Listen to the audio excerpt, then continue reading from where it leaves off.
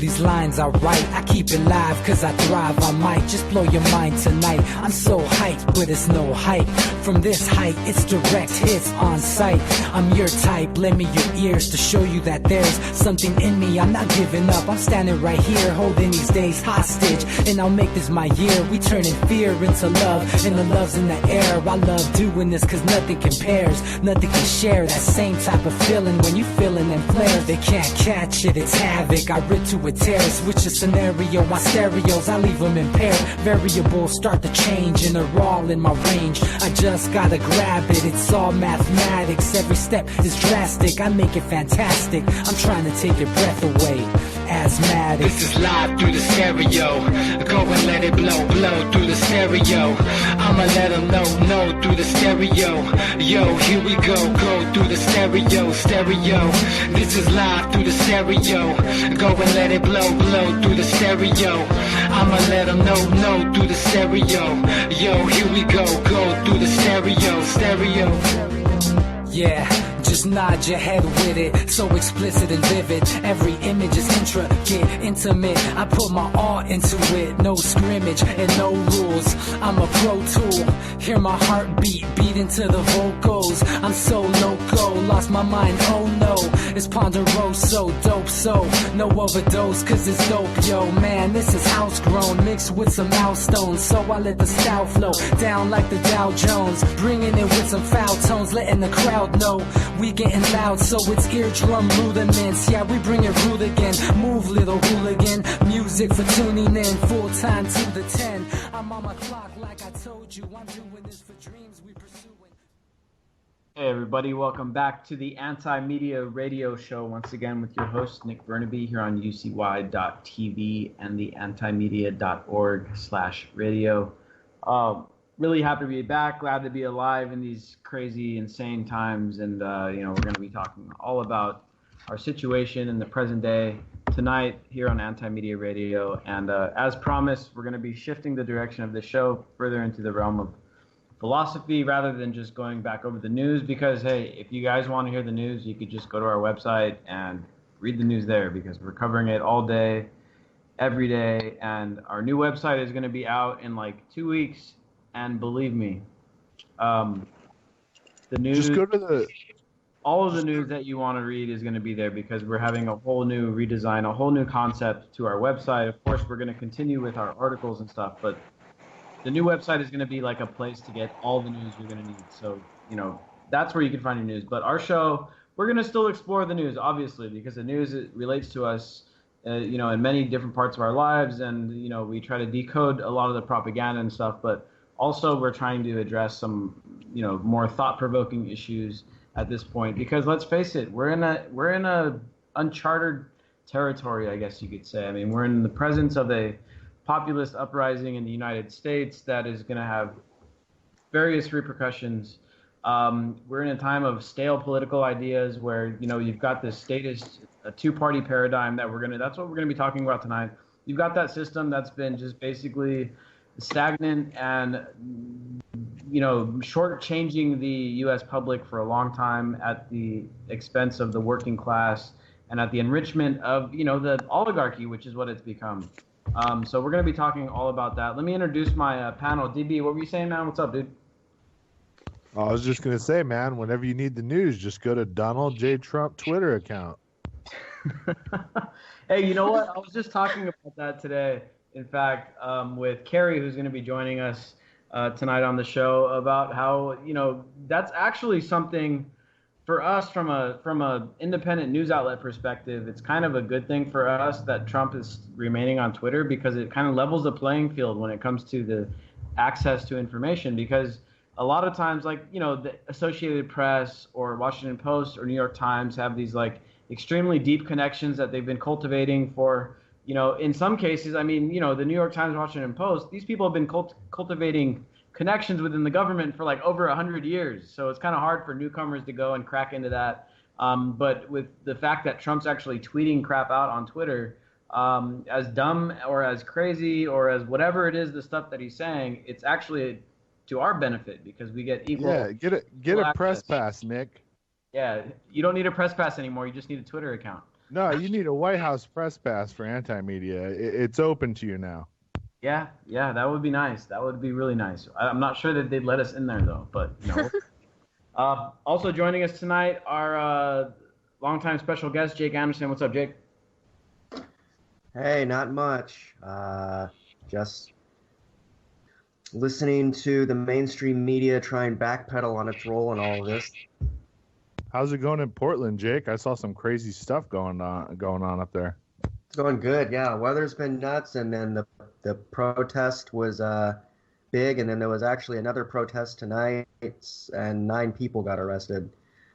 So I don't really know what that protest tonight was about, but I have a presumption that it was about anti-fascism, but who knows?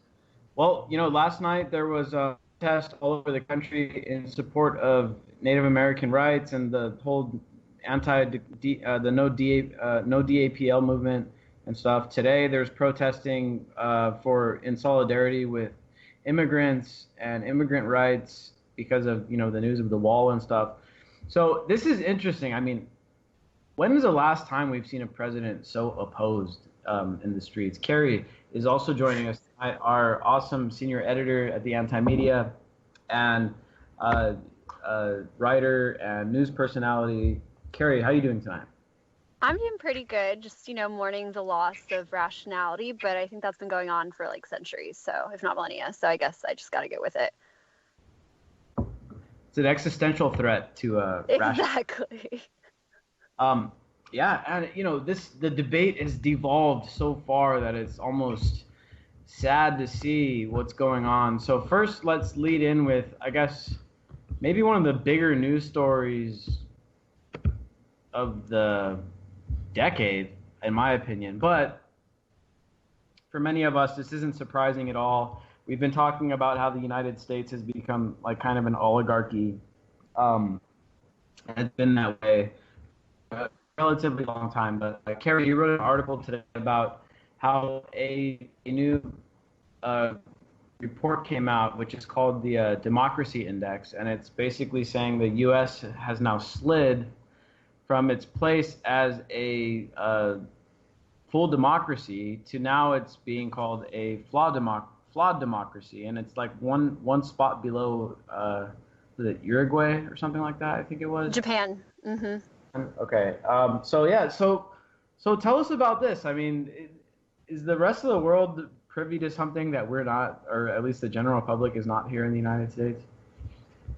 I think it's something that's international. I think it's something that's probably fundamentally wrong with democracy, because as this report comes out, as the United States is showing that maybe it's not living up to its ideals, people are losing faith in democracy all around the world, and they have every reason to. If you look across Europe, if you look across South America, people are struggling, they're suffering, they don't feel represented, and that's sort of what this survey, or not the survey, but what this analysis is getting at. They look at civil liberties, they look at political culture, they look at engagement, and specifically for the U.S., what they found is that the U.S. has actually been slipping for a long time. This isn't like the U.S. slipped because Donald Trump got elected. No, this was something that has been building up because the government has been exploiting people. They've been violating civil liberties, and because people really have no faith in the institutions. So what the report was surmising was essentially that Donald Trump capitalized on all these sentiments, but he didn't even, he's not the reason, essentially, that these problems have been brewing for a really long time. Even if Donald Trump hadn't have been elected, the outcome would have been the same. The U.S. still would have been downgraded to a flawed democracy, basically. Mm-hmm. And, I find it really interesting, too, that in 2017, democracy is still what we're holding up as this ideal when it's increasingly failing. People aren't represented. At best, you get a slight majority of people who are getting their way, which is to say nothing of the rationality or validity of the policies they're advocating. And this is going on all around the world. So it's sort of like a crisis of political thought, I guess. And we're seeing it happen right now with the disputed election, where people are out in the streets protesting every day. The tyranny of the electoral majority. Exactly, which is so much smaller than people realize, which is something Nick has talked about a lot, being that the majority of Americans did not vote in the election. They didn't vote in the primary. So it's a tiny, tiny, tiny majority that selected the ruler. And a tiny majority would have selected Hillary Clinton, too. So very few people are actually represented. Don't forget the Democratic primary rigged, and also 7 million people voted third party. Exactly. I was talking to my buddy a couple nights ago, and he was basically saying, yeah, it's some of the stuff Trump is doing is crazy, but his people are like super solid in their support for him and stuff. And I agreed with him on. I think Trump does have a very rabid support. I don't know if any other word to describe it. But what I reminded my friend about was that Trump only successfully secured about 60 million votes. And last time I checked, the United States has more than 300 million people in it, which means that Trump only got like 1/5, like less than 1/5 of the actual popular vote if you include everybody in the United States. So really, I think one of the bigger issues here is that not only is it, as DB said, tyranny of the majority, but it's only the majority of a minority. It's really insane if you think about it, that 20% of people can cast a vote, and that somehow gives Donald Trump the power or the mandate to tell everybody else what they're going to spend their money on. That to me is kind of unbelievable. Ironically, Trump's overreach in his impending demagoguery is making people seriously consider state rights. Stuff like Calex, it's building steam, and that's really what we've needed all along, Nick. We've talked about it for 3 or 4 years already, that the beginning of people becoming self-sufficient, able to govern themselves, has to start at least to break up this massive Fed and get people back to a states' rights level. Dude, I think that is something that is going to be talked about a lot. I personally am a believer that the idea of state secession should be definitely debated and thought about, and maybe even tried. Carrie, what do you think about that, about the state secession movement? I mean, I think it's cool. I don't think it's going to solve every problem, but I think that, and again, this is something you've talked about, Nick, like the United States is way too diverse to expect a central government in Washington, D.C. to be dictating policy for 300 million people who have very different cultures throughout the country. It's cool. I mean, I'm going to support the California secession movement. We'll see what happens. I think it's a good step for decentralization, for localizing, for making sure that people have a smaller, territory within to express themselves. But I think what it is for me, or like the problem that I see with democracy, or one of the problems, is that people don't vote. They don't want to vote for whatever reason. Either they can't, or they don't feel it's worth it.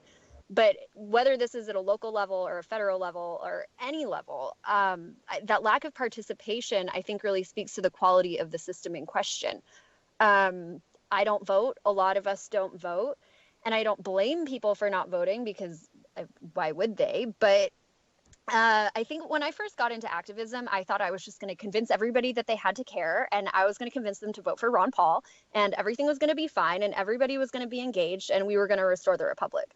And what I've learned is that you can't force people to care about these things. Like I have tried, believe me. Like I've tried really hard to make people who are apathetic care, and some of them do, but some want nothing to do with the system. And again, that just speaks to how well it's actually working, and is just another reason why we should be looking for alternatives.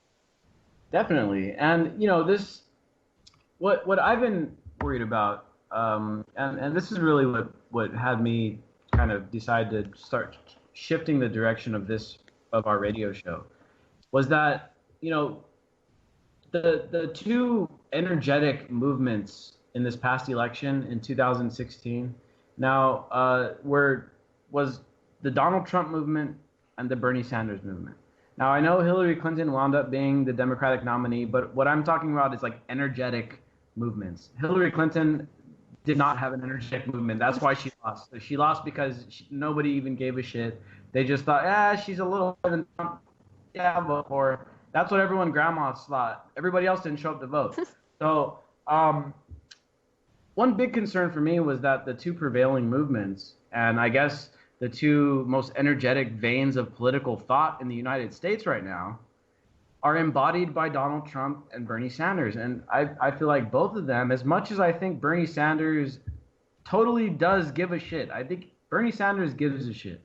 That's fine, but that doesn't mean that he's got great ideas that we should all start embracing and stuff, because I feel like these two guys, as much as they've maybe like, inspired people and given people hope, that they offer a false kind of solution, because these are ideas that have been tried and failed for like a really, really long time. And Bernie Sanders, of course, looking at just in the name of his philosophy, democratic socialism, he's embracing this idea of both democracy, which is an idea that's like 2,500 years old, that's repeatedly failed throughout history, and socialism, which is an idea that's a lot younger, but has also tried and has shown many, many limitations. And then Donald Trump is like this nationalist, capitalist, kind of, borderline fascist, let the government show the economy, guide the economy and give it a bunch of rules. It's really worrisome that these are the two ideas that are prevailing, because they're stale. They're so old. They're I don't know. I just feel like there's not enough good ideas going around to give us a viable option. It's only old versus new oligarchy, honestly. Like, it's seriously like the old blood bankers versus the new blood industrialists. Like, pick your king and bow down. Yeah, dude, it's been incredible. And now the other issue here with these competing political movements within the Republican and the Democratic Party is that it also leads to this really, really bad idea of partisanship. And I really wanted to talk about tonight and really get a gauge on what people think about partisanship and what we think we can actually do about it. So first, I'm going to go back to Jake and your opinion, because Jake, I know you and me come from opposite sides when it comes to the history of our political affiliations. And the last time I voted was back in 2012, and I was a Ron Paul person as well. And I know the last time you were voting for president, I think you voted for Obama, correct? If you don't want to answer, you don't have to. But no, I voted for Stein this time around. Okay, this time around. Okay, before that though, you voted for Obama. Yeah, twice. Yeah. Yeah, you lean more libertarian. I lean more leftist. So, what I want to ask you first, and we're gonna go around the round table here, is, how bad have you started to notice now that you've kind of pulled away from the whole Democrat, Republican two-party system thing? Like, how bad have you noticed this hypocrisy where people that are like supposedly liberals that voted for Obama pretty much kind of ignore a lot of the bad things Obama did? Yeah. And now, the perfect example here is with conservatives, and literally last week, they were against executive orders, and they thought executive orders were like presidential overreach. Oh my God, Obama's a dictator because of all these executive orders. And now Trump takes office, and his first acts of the presidency is to write a bunch of executive orders with far-reaching implications. And they're like cheering it on. What do you make of this hypocrisy? Yeah, well, I think it's cult-like behavior, to be honest with you. I think when you're in a cult, the cult members will continually justify progressively more disturbing thoughts and behavior from their leader and from the surrounding members, and it becomes an echo chamber, and they start reinforcing the strange behavior.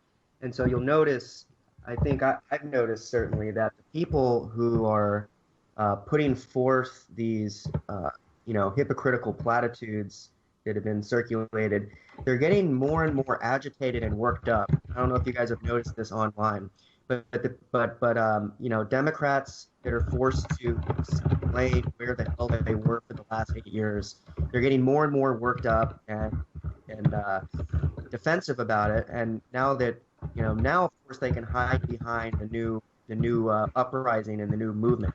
and they feel like, and that's becoming cult-like as well. On the right, they're in power, so they're kind of high off of that power. But in general, I view both parties as crime syndicates and cults, both at the same time.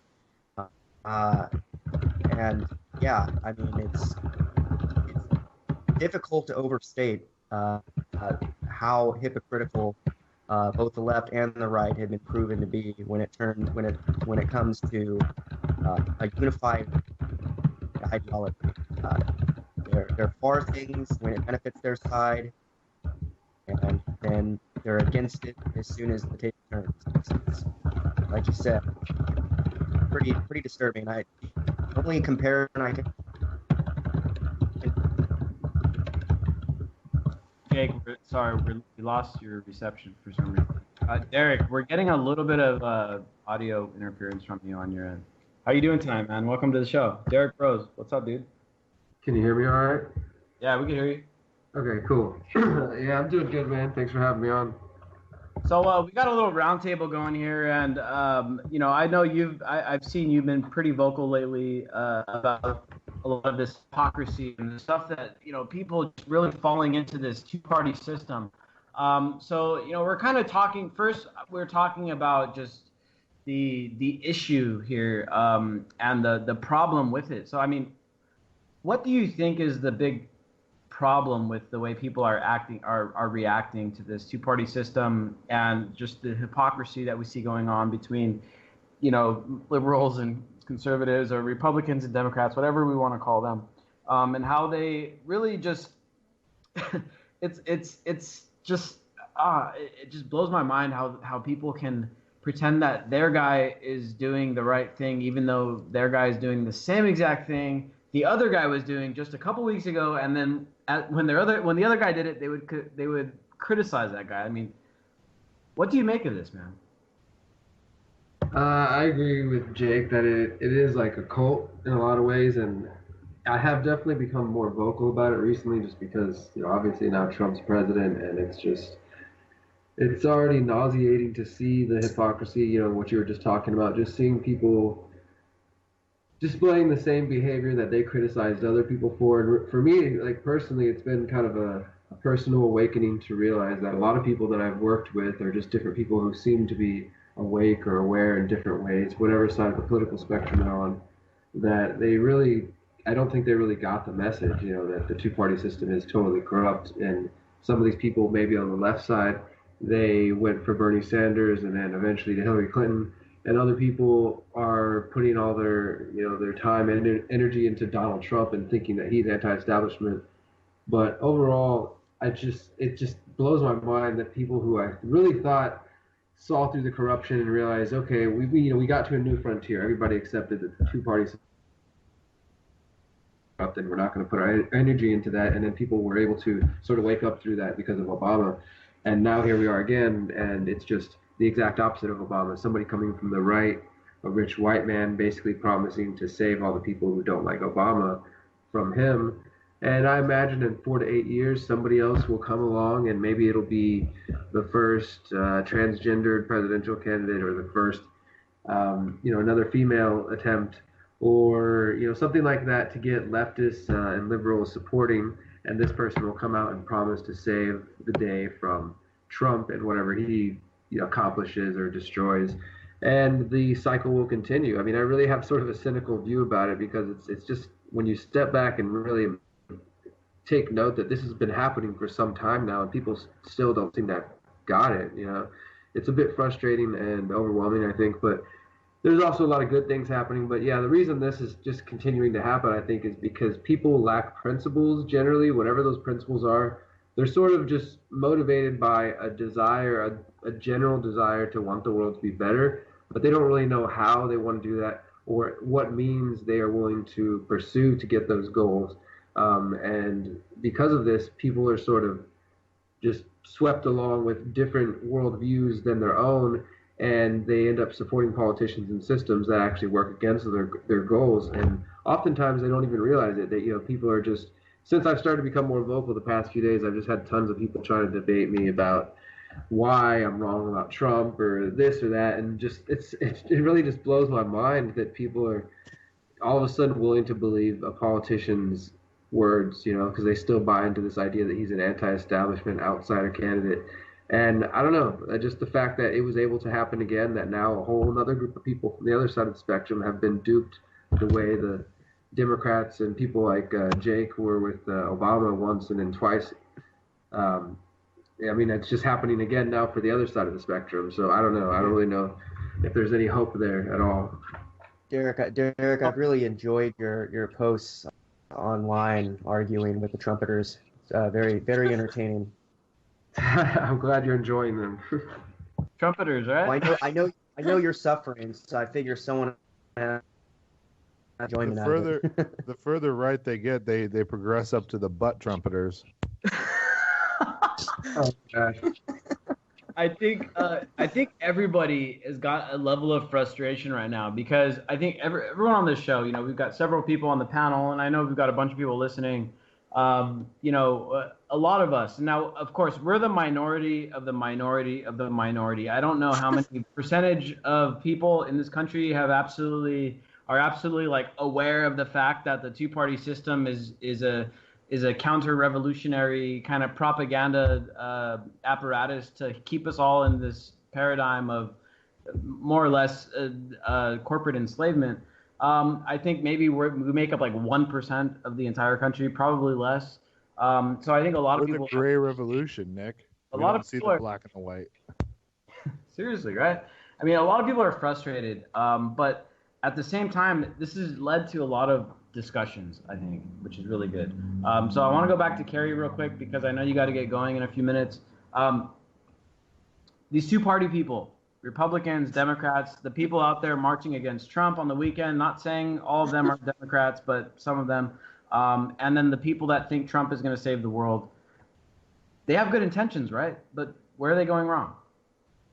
Yeah, they do have good intentions. And like you said, we've all been frustrated. I've been personally frustrated because I guess now I'm a former member of the yoga community out here in Los Angeles.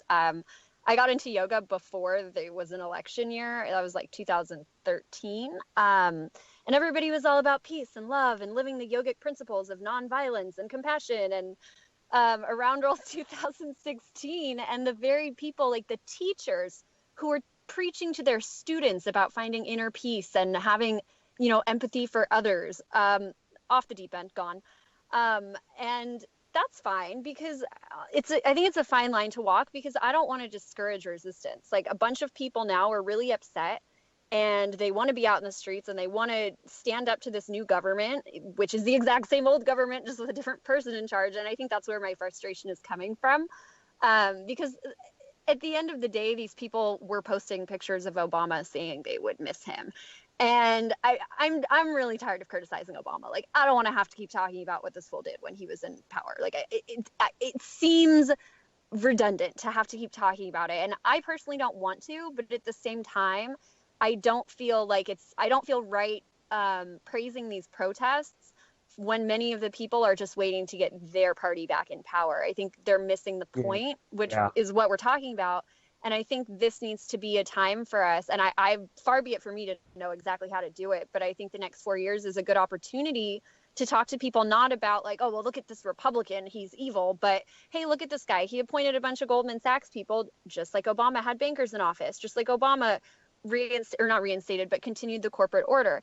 And I don't know how successful we'll be, but I think we do have an opportunity to speak to people about like inherent problems with the system. I'm sitting here with my Lysander Spooner book, and I just want to read a quote, which it's really famous. You guys all know it, I'm sure. But whether the Constitution really be one thing or another, this much is certain, that it has either authorized such a government as we have had or has been powerless to prevent it. In either case, it is unfit to exist.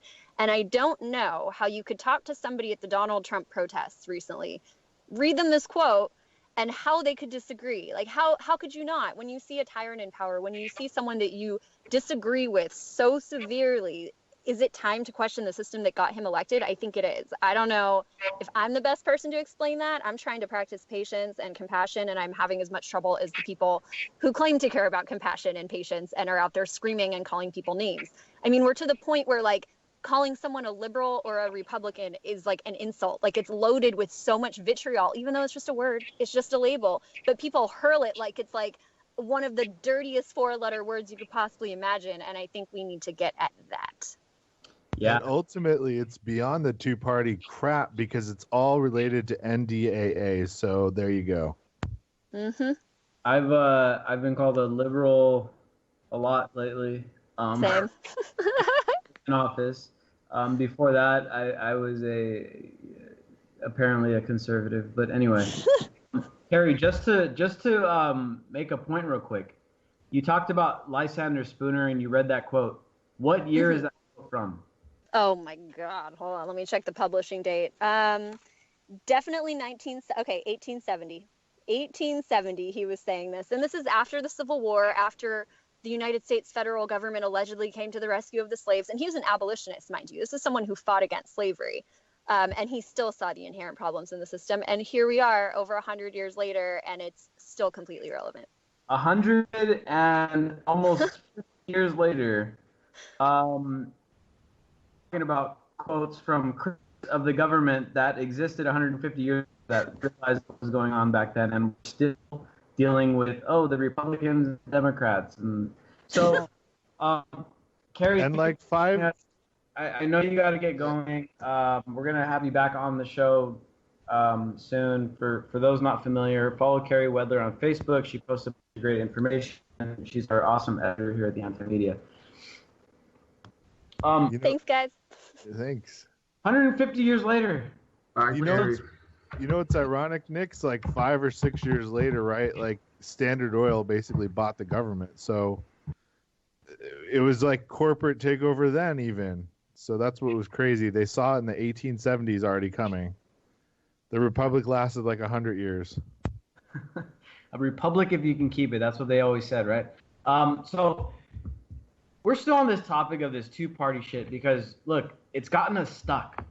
And we can no longer be in this paradigm where it's like, oh, yeah, let's I'm a liberal, so let's fight against the conservatives. But once Mike gets in office, let's pretend he didn't do anything. Obama was the biggest Trojan horse that I've seen in my lifetime. Now, I'm only 30 years old, but, that's enough time to see a good amount of presidents. And Obama was a huge Trojan horse, man. Look at him. He came in under this progressive, anti-war, anti-establishment platform. He came into office. He started up wars with like 6 extra countries over what Bush had already done. He aggregated power into the executive branch further than any president in recent memory. And now, who's taken over? Donald Trump, the borderline fascist.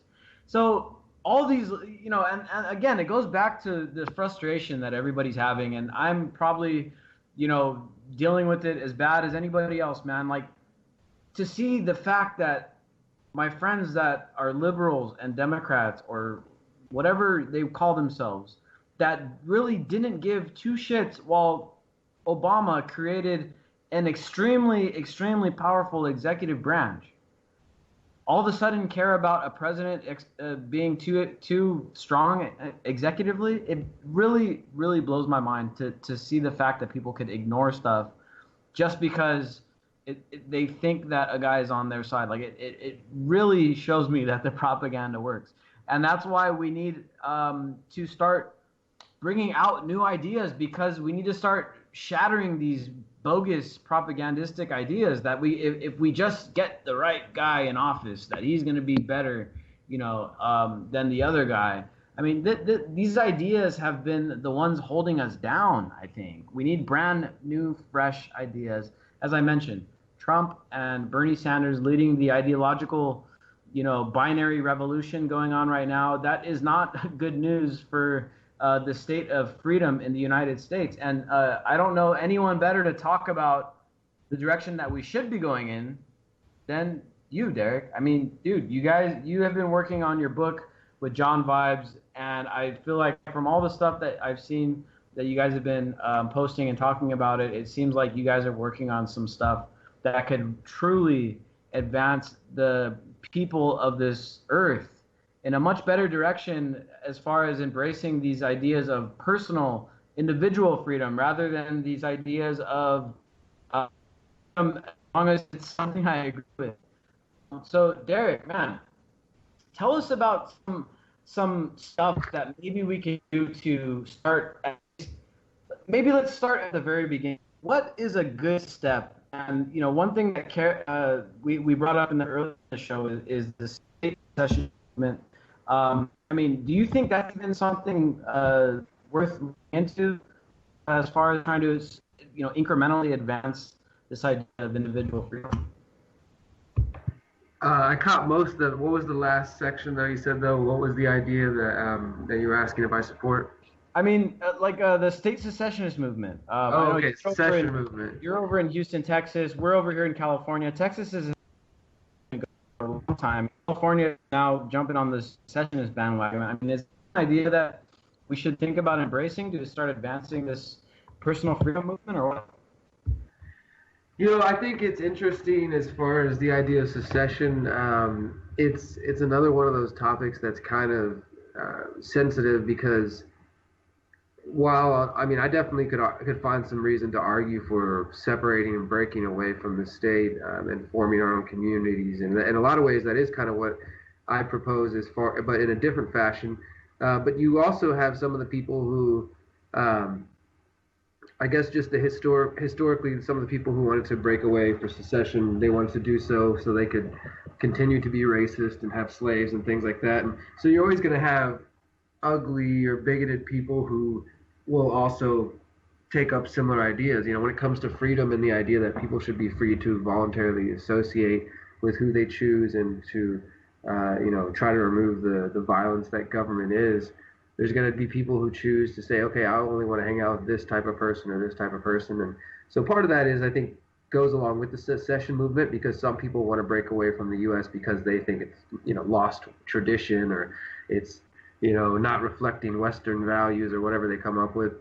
Others, though, I think are more of the, what we would consider to be kind of right-wing sovereigns who just, really are just think that the government has broke away from the Constitution or just isn't serving the people, and so they want to create their own nations and such. And I think that even on the individual level, like we're talking about individual liberation, that the idea of self-liberation or neighborhood secession is an idea that I've read about as well.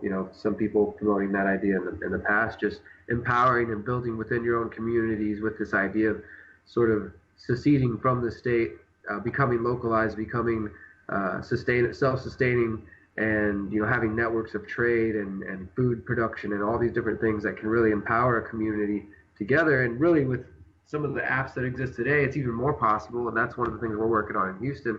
So in that way, it feels like it's possible to sort of secede from the state, not in the sense that we're going to be able to go like officially declare ourselves broke away from the U.S., but maybe enough in the sense that we can maintain some level of freedom and prosperity and then continue to propagate for truth and for solutions.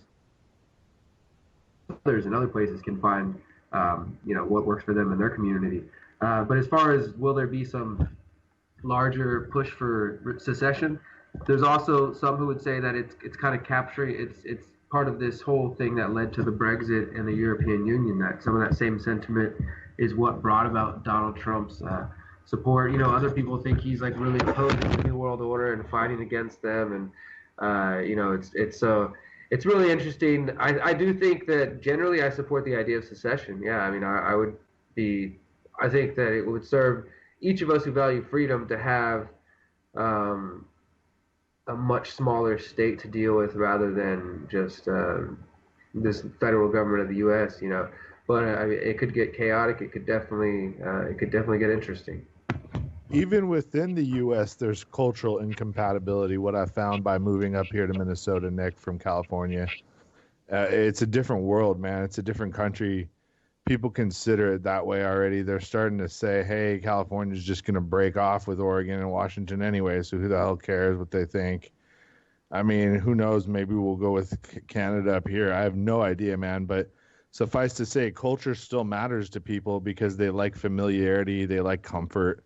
Those things still count for something. And in different regions, those things just happen over history. and it's creating a rift in the U.S. It was a great experiment for a while, but possibly it's come to that natural end. Yeah, it's a very interesting thing to talk about, this union, the United States, the grand empire, whatever way we really want to describe it. It's really interesting how it's grown so big, but now it's grown so different. And I can't tell you how many times I was just reading this article that it was on Yahoo about the most recent polling numbers out of the California secessionist movement, the Cal-Exit movement, and it was up to about 1/3. About 30% or so of Californians now favor secession, which is pretty intriguing to see that many people actually contemplating this idea. But I went down and I read the comments, and the first like 3 or 4 comments, the top comments on this article were people from around the United States just talking shit about California, like they're just a bunch of commies and a bunch of blah blah blah blah blah anyway. Who cares if we lose them? They should leave. We should kick them out anyway. And like literally, like what has California done to any other state? It's super prevalent. Besides help, we make all of your movies. We make all of the technology, and we grow like 50% of the food for the rest of the country. Why do these guys hate us so much? It's because they're to see that, like, I shit you not, every go and look at any article that is something like about California in like a national news organization, and look at the comments and how many people are talking shit about us. And so it's not us wanting to be independent. The rest of the country doesn't really like us much anyway. So that's something that is also interesting too, is that not only do I think there are secessionist movements starting to sprout up, and they're going to prosper, of course, in like left-leaning states under Trump, and then under Obama. Under Obama, the Texas secessionist movement got pretty big, right, Derek? I mean, I was actually seeing people out here in California that were like from Texas driving around with bumper stickers on their cars, talking about like the Texas secessionist movement and stuff. And so it's a really interesting phenomena, and I think you're right. It's kind of related with the Brexit movement, and it's also related to this election of Donald Trump, and it's really kind of a big time. It's like a huge rejection of basically globalism, I guess. I hate to use it because it's so cliche, but really it is. It's a big time rejection of the basic global order of things. And I think the first iteration we saw was what you guys remember, the Scottish independent movement, right? Was it Scotland? Am I tripping? I was just a couple. No, years you're right. Yeah. So the Scottish independent movement, and then that barely didn't pass. Like Scotland almost seceded from England, and then so that didn't happen. But then England seceded from the European Union, and California is coming in with this nationalist government, and all throughout Europe, nationalism is rising, populism, I guess you would call it, and even in Japan, populism is rising throughout Latin America. And so people are rejecting. I think the popular feeling here, the general feeling, and this materialized in both Bernie Sanders and Donald Trump, is that people are rejecting the current order, I guess you could call it the neoliberal order, right? And people are rejecting it all around the world. Not only that, but like within like individual states here in California and Texas, people are like, okay, let's start moving. Maybe we should start thinking about like receding or seceding out of the actual, state itself. Now, here's the reason why I think state secession is cool, because I think the ultimate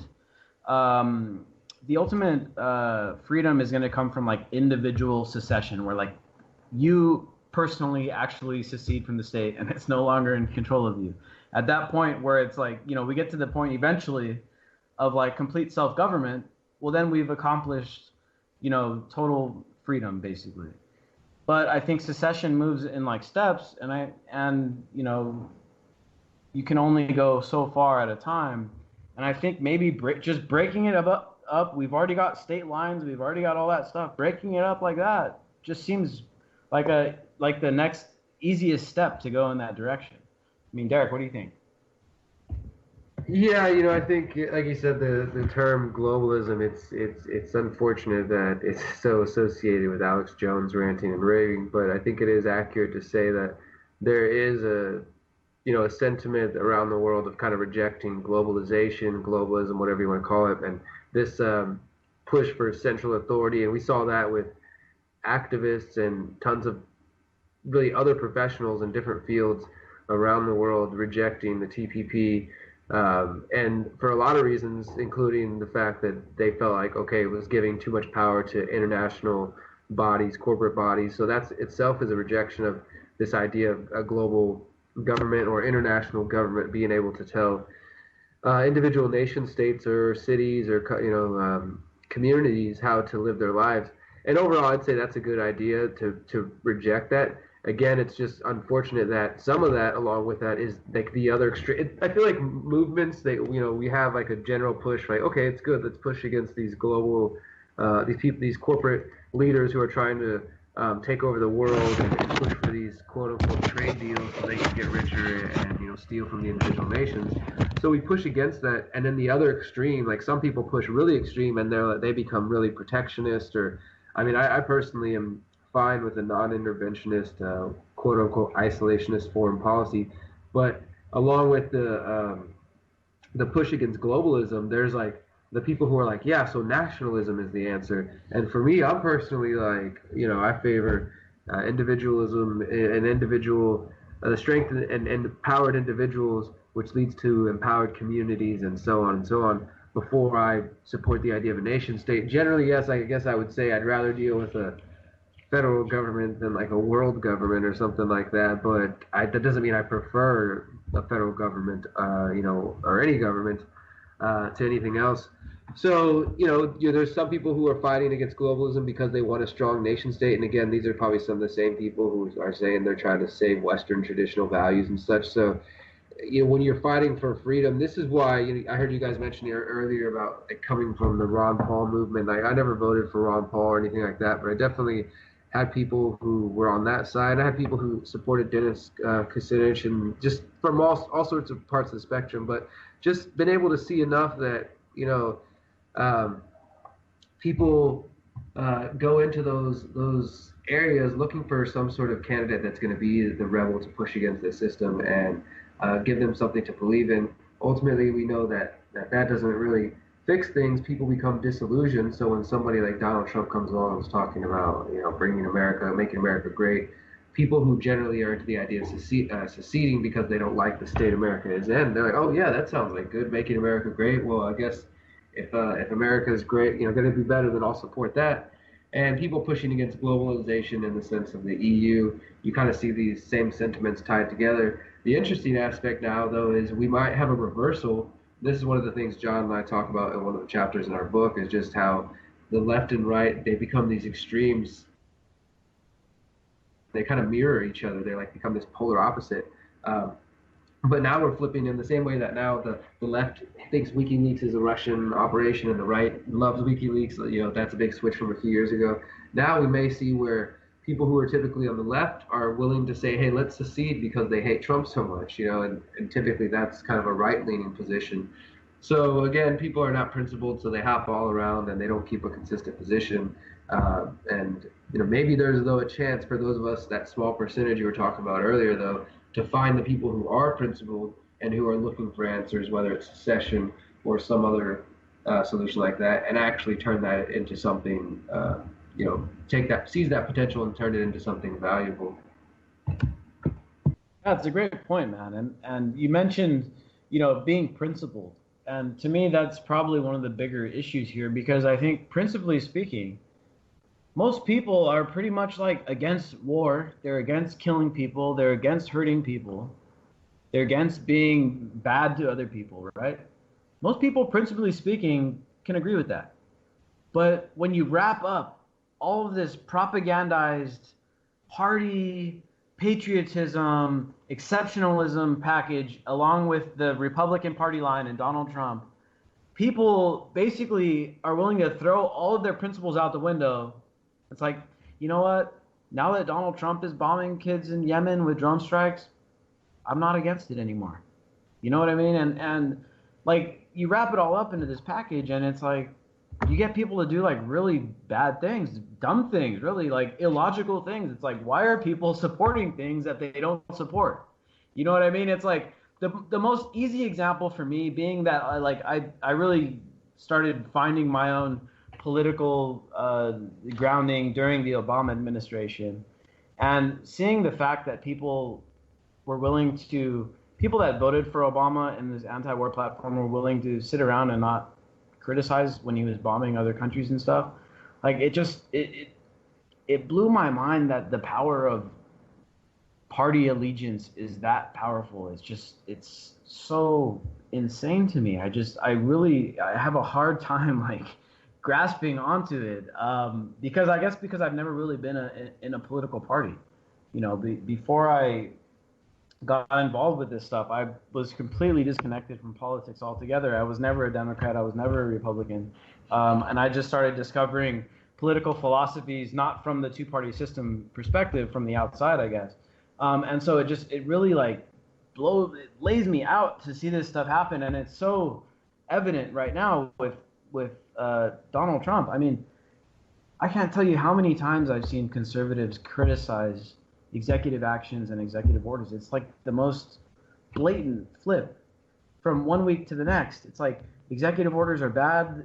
You know, dictators use executive orders to, okay, Donald Trump's in office, now I love executive orders. It's just, it blows my mind that people could actually do that. It's just hard to understand that it's happening. But I mean, what do you guys think causes this, dude? I mean, is the propaganda that good, or is it just part of is it human nature to just fall for this crap? I mean, what is it? DB, let's go to you first, dude.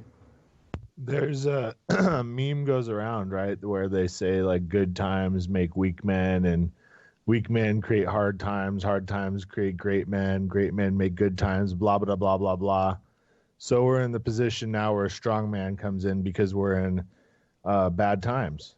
We really are, dude. Like, a lot of people, their heads barely above water, while we have more multi-billionaires than the rest of the world by far combined. We have a massive military that can level the entire world. And a lot of people are in student debt they'll never, ever get out of, and they'll never, ever buy a house, which means they'll never retire. So, yeah, that's what you have to look forward to. We live in a third world country for 99% of us. That's just the reality of it. And the quicker we see that, and the quicker we see that half the money goes to the military, and that if we even took a half of that, we could all get free college, all get free health care, and all have Social Security kick in at 65, no questions asked, that would be something to march for instead of all this divisionary bullshit. It is interesting, the amount of money that is just flowing through here. And I was just talking about that before the show. It's like, man, dude, the government expects to take like 30% of your paycheck, and then you don't really get to know where the hell it's going for the most part. It's just, it's so ridiculous. Derek's going to have to get going, dude. I want to go back to you real quick, man, because I know you guys are getting ready to have this book available that you've been working on, and I'm looking forward to it. Tell us a little bit about it. Yeah, thanks for that, brother. So the book is called Manifesto of the Free Humans. John and I just wrote it a couple weeks back. I went to Maryland, where he lives, out in the woods of Maryland. It's a pretty awesome place to write a book, just kind of locked away in a cabin in the woods for a week. And we literally just sat there brainstorming and writing for about 8 to 12 hours each day, and just knocked out this book, which is the third in our series, the Conscious Resistance series.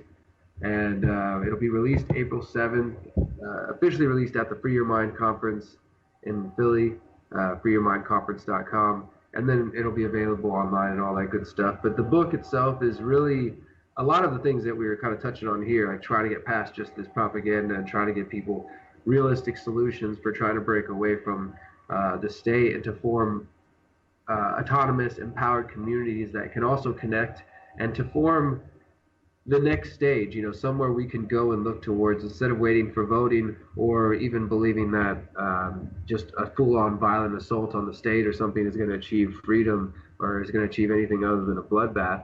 We focus on creation, what we can build, and to take economic power away from them. So we outline a lot of these ideas and explore some of this. Like tonight, I was working on, I was editing one of the chapters right before we did this interview called "The Authoritarian Right and Left," which covers about everything we just covered here on this show.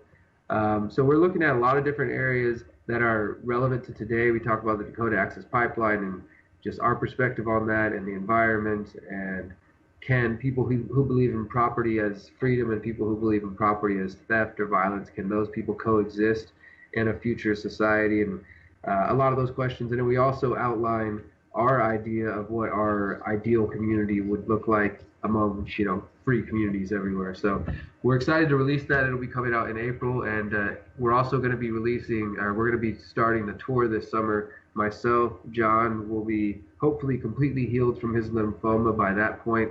And he'll be coming on the tour to talk about how he killed his cancer without chemo. And we'll be talking about freedom cells. We'll be talking about all these ideas we covered and also performing music. And so far, we've got, I think, 45 cities that we're going to hit across the U.S. And we're going to be officially announcing that tomorrow at theconsciousresistance.com/tour. There's some info up there already, but it'll be ready to promote tomorrow. So, yeah, lots of good stuff coming out, man.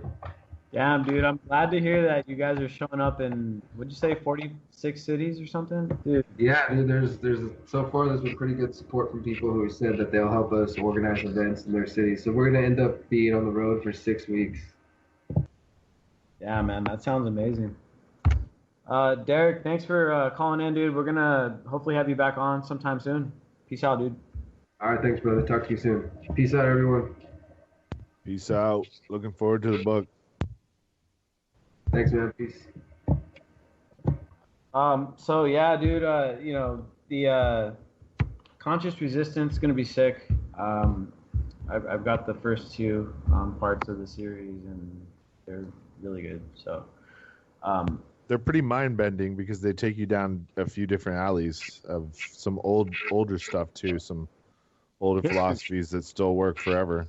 History, man, and also I think they talk a little bit about that great debate between the anarcho-capitalists and the anarcho-socialists in that book, and also we're addressing some, I think, from what I've seen them talking about, again, I haven't read the book yet, but ways of addressing and bridging the gap between the two. Really, I guess you would say that the main resistance is the anarchist movement, which is, of course, a very broad spectrum movement, and I would include I would wrap like libertarianism up in that, both left and right libertarianism. I would wrap it into the anarchist movement. But that's the real like ideological opposition to like the nation state, the empire, and the just global statism, whatever it is that we're dealing with right now.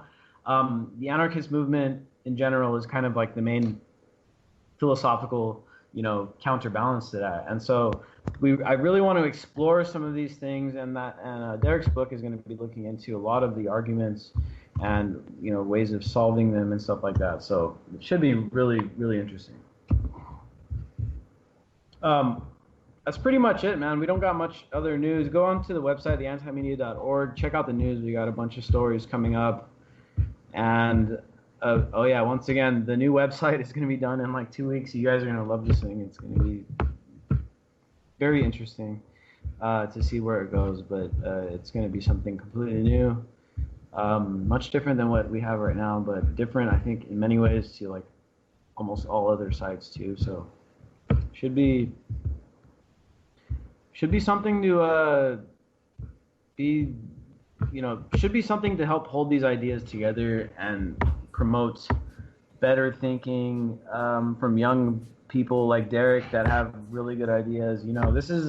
This is how we fight back against Trumpism. It's not by falling into this two-party thing where it's like we just need to get Trump out of office and then everything is going to be better. It's not going to happen. That's what they've been saying since, what was it, 1870s? They've been saying the same stuff for a really long time. It's going to get worse before it gets better, people, no matter who leads us. Yeah. Time to start leaving our I'ma let 'em know through the stereo. Yo, here we go through the stereo.